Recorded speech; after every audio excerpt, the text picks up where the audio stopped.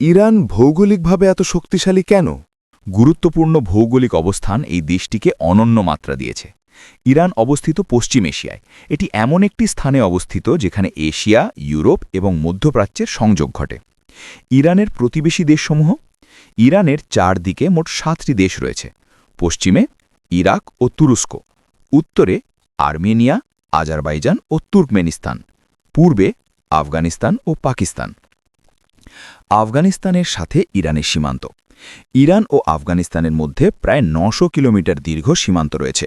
এই সীমান্তটি আফগানিস্তানের নিম্নোক্ত প্রদেশগুলোর সাথে যুক্ত: হেরাত, ফারা, নিমরুজ। এই অঞ্চলগুলো আফগানিস্তানের পশ্চিমাংশে অবস্থিত এবং ইরানের সাথে বাণিজ্য ও চলাচলের জন্য গুরুত্বপূর্ণ। পাকিস্তানের সাথে ইরানের সীমান্ত। ইরান ও পাকিস্তানের মধ্যে প্রায় 900 কিলোমিটার সীমান্ত রয়েছে। এই সীমান্তটি পাকিস্তানের একটি প্রধান প্রদেশের সাথে যুক্ত, সেটি হল বেলুচিস্তান। ইরানের চারপাশের সমুদ্র। ইরানের উত্তর ও দক্ষিণে গুরুত্বপূর্ণ জলসীমা রয়েছে।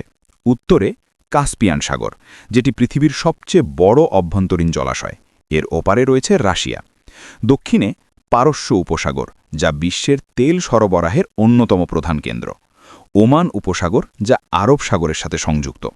গুরুত্বপূর্ণ জলপথ: হরমুজ প্রণালী, যেখান দিয়ে বিশ্বের একটি বড় অংশের তেল পরিবহন হয়।